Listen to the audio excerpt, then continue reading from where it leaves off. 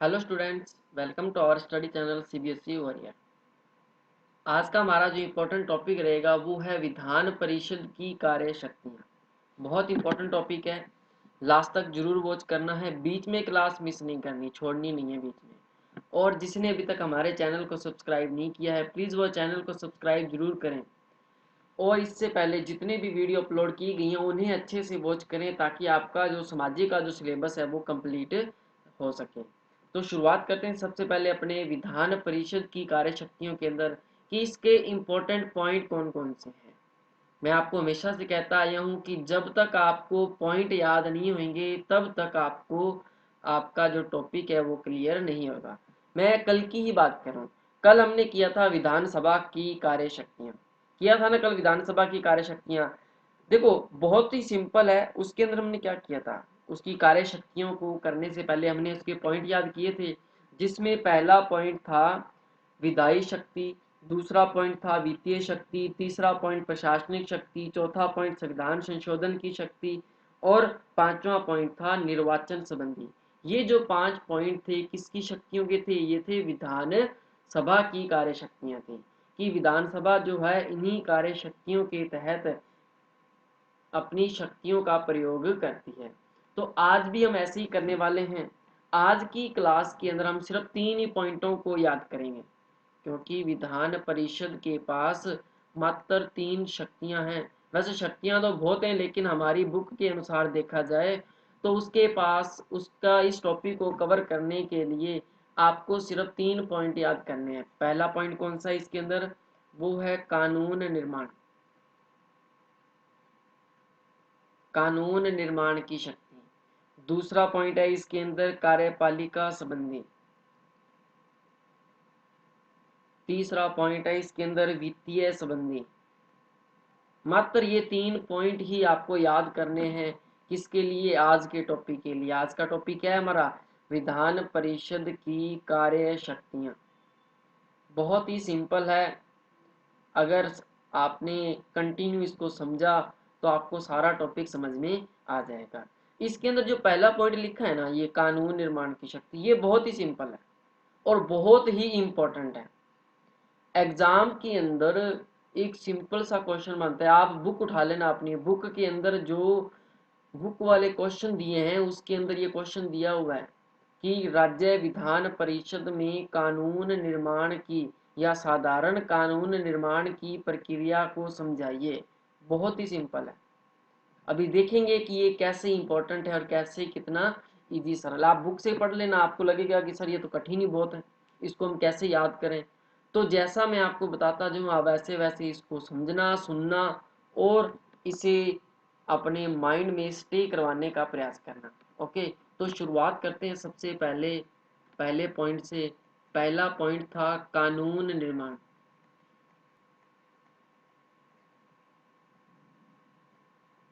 देखो इसमें क्या है, कानून निर्माण के अंदर हम बात किसकी कर रहे थे, विधान परिषद की, कि सिर्फ धन विधेयक को छोड़कर अन्य जितने भी कानून निर्माण की जो प्रक्रिया है ना, वो किसी भी सदन में प्रारंभ की जा सकती है, चाहे वह विधानसभा है या फिर विधान परिषद। ये जो धन विधेयक है ना, धन विधेयक आपको पता ही है क्या कहते हैं, बजट कहते हैं। इस बजट की प्रक्रिया जो सबसे पहले प्रारंभ होती है वो सिर्फ विधानसभा में ही होती है। विधानसभा से ही पारित होने के बाद ये प्रस्ताव, ये विधेयक कहाँ जाता है, आगे विधान परिषद में। अगर इसके अलावा कोई भी हम साधारण विधेयक की बात करें तो उसके निर्माण की जो प्रक्रिया है, उस कानून निर्माण की जो प्रक्रिया है, चाहे तो आप उसे विधानसभा में शुरू कर लीजिए या फिर उसे विधान परिषद में शुरू कर लीजिए, किसी भी सदन में शुरू हो सकती है। ओके, और सबसे इंपॉर्टेंट चीज की कानून बनाने के लिए आपको पता है दोनों सदनों से बहुमत जरूरी है। अगर हम बहुमत की बात करें तो बहुमत कितना प्राप्त करना इंपॉर्टेंट है, जरूरी है, 2/3। जब तक 2/3 बहुमत नहीं मिलता तब तक वो प्रस्ताव दोनों सदनों से पारित नहीं समझा जाता। ओके, और हमारे देश का संविधान क्या कहता है, हमारे देश के संविधान के अनुच्छेद 197 में उल्लेखित किया गया है, लिखा गया है, बताया गया है कि यदि कोई विधेयक विधानसभा से पारित होने के पश्चात विधानसभा के द्वारा अस्वीकृत कर दिया जाए। मैं यहाँ पे 2 कॉलम बना रहा हूँ, यहाँ पे ध्यान से सुनना। सबसे पहले मैंने लिख दिया विधानसभा और दूसरा मैंने लिख दिया विधान परिषद। अब ये दोनों बातें किस अनुच्छेद में कही गई हैं? अनुच्छेद 179 197 में कहा गया है कि यदि विधानसभा के द्वारा कोई विधेयक पारित किया गया है और पारित होने के बाद वो कहाँ गया? विधान परिषद में, और विधान परिषद ने क्या किया? इस विधेयक को अस्वीकृत कर दिया।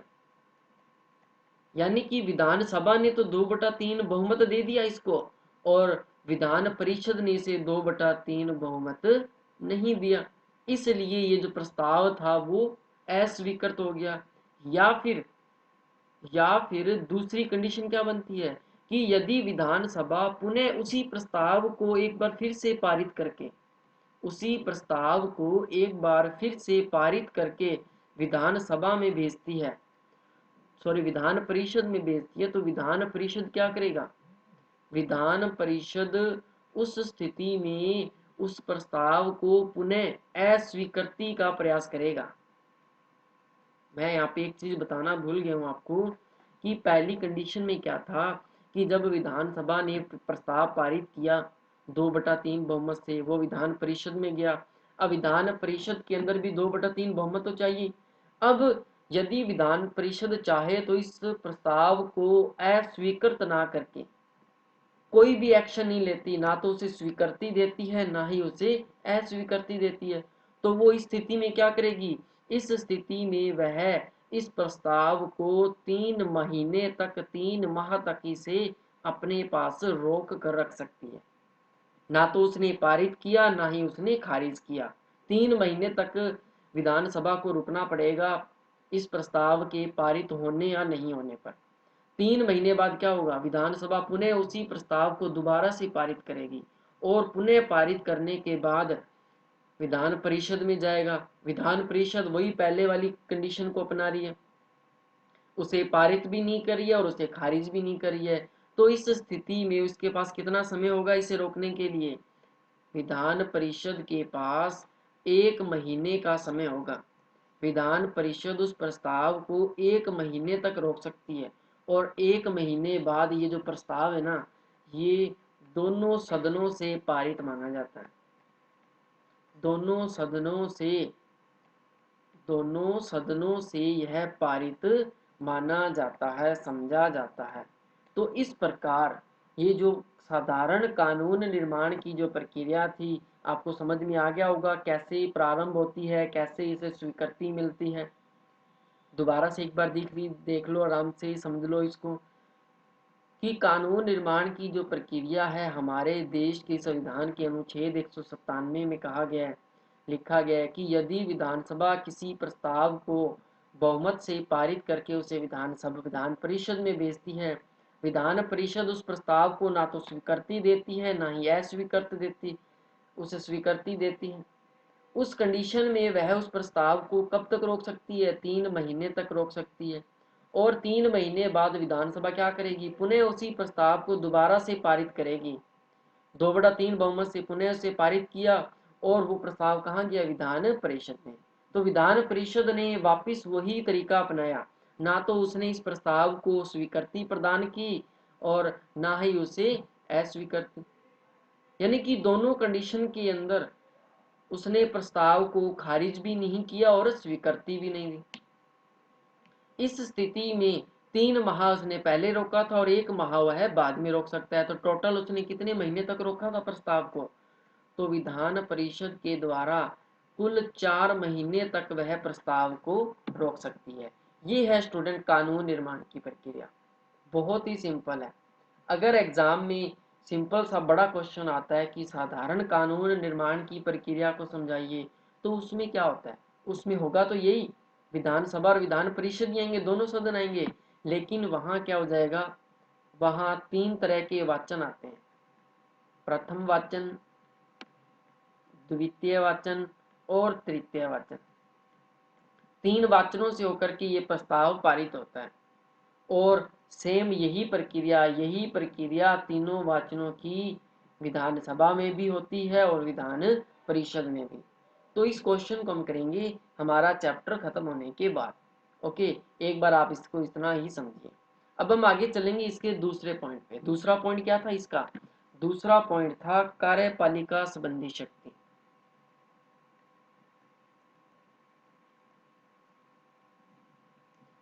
कार्यपालिका संबंधी शक्ति। अब देखो इसमें क्या होता है कार्यपालिका के अंदर, कि जो विधान परिषद के सदस्य होते हैं ना, वो मंत्री परिषद में भी शामिल हो सकते हैं।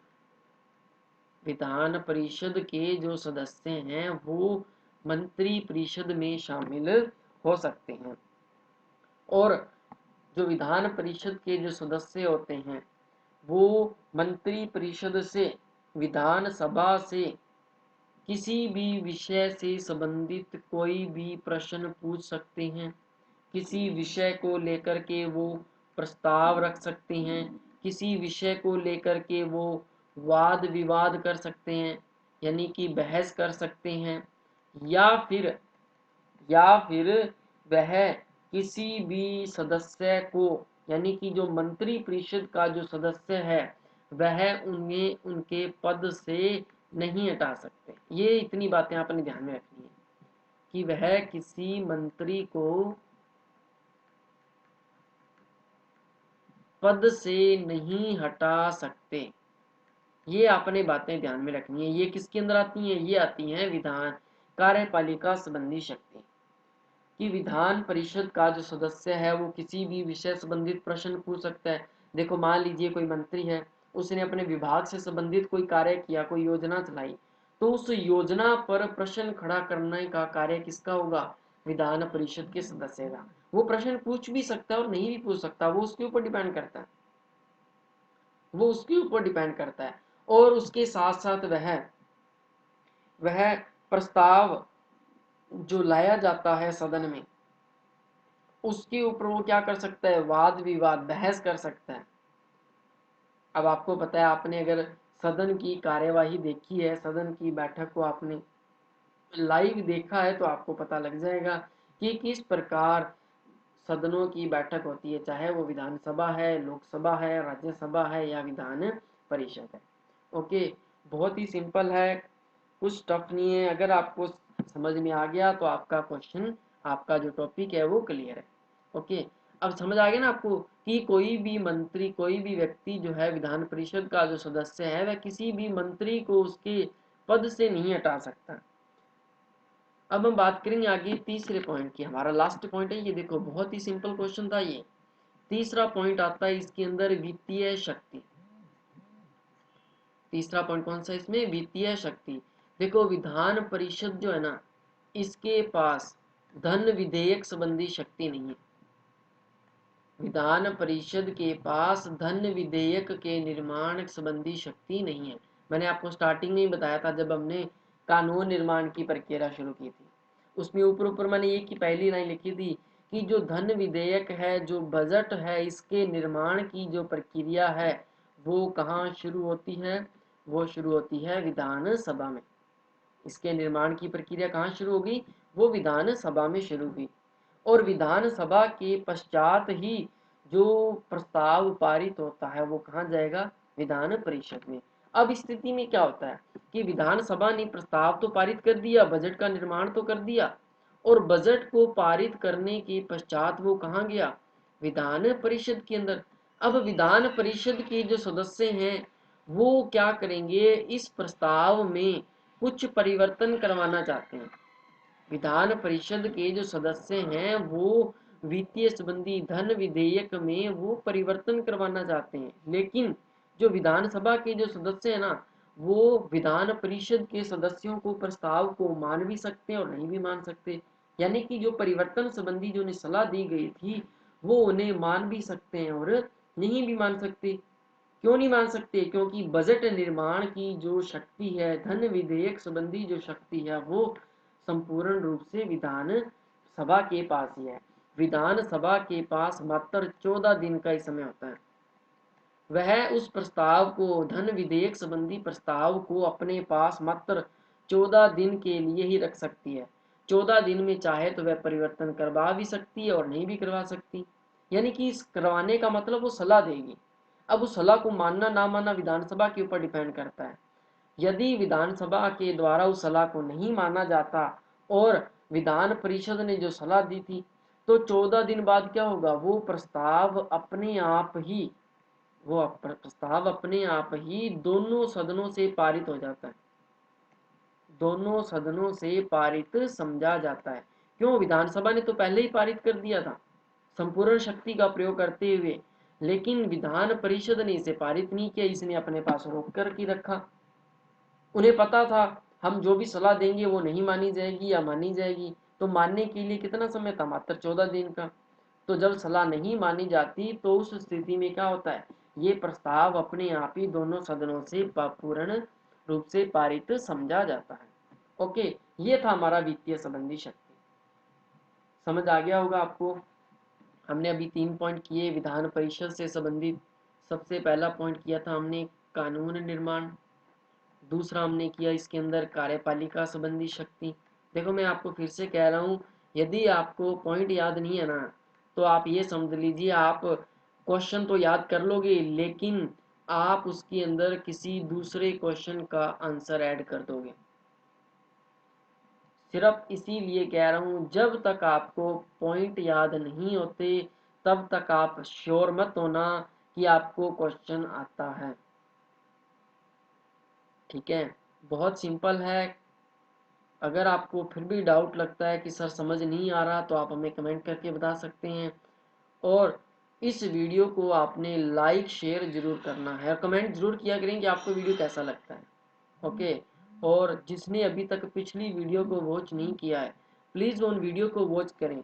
अब तक हमने lesson number first, second, fifth और सिक्स, ये 4 लेसन मैंने अपलोड कर दिए। ये 4 लेसन अपलोड कर दिए गए हैं। ये जो 4 लेसन है मैं आपको बता देता हूँ कितने कितने नंबर के हैं। पहला 5 नंबर का है, दूसरा भी 5 नंबर का है, पांचवा भी 5 नंबर का है और छठा 7 नंबर का। तो देखो 5, 10, 15 और 7, 22 नंबर का मैंने आपको मैटर करवा दिया है। अब पीछे कितना रह गया? पीछे रह गया हमारा मात्र 18 नंबर का। इतिहास के और पॉलिटिकल के 2 दिन के अंदर चैप्टर खत्म हो जाएंगे, 5, 6 और 7। ठीक है, 7वां तो चल ही रहा है हमारा। ये जो 7वां लेसन है वो 8 नंबर का है। यहाँ से निबंधात्मक क्वेश्चन उठते हैं, तो आपने छठा 7वां क्वेश्चन तो बहुत अच्छे से करना है। इसके साथ एक आता है लेसन नंबर 3। ये लेसन भी 6 नंबर का है, बहुत इंपॉर्टेंट है। ओके, तो लेसन नंबर से 7 के बाद अपने शुरू करेंगे लेसन नंबर 3। तो मिलते हैं अगली वीडियो के अंदर। जिसने अभी तक चैनल सब्सक्राइब नहीं किया है, प्लीज़ वो चैनल सब्सक्राइब करें और लाइक शेयर जरूर करते रहें। Thank you.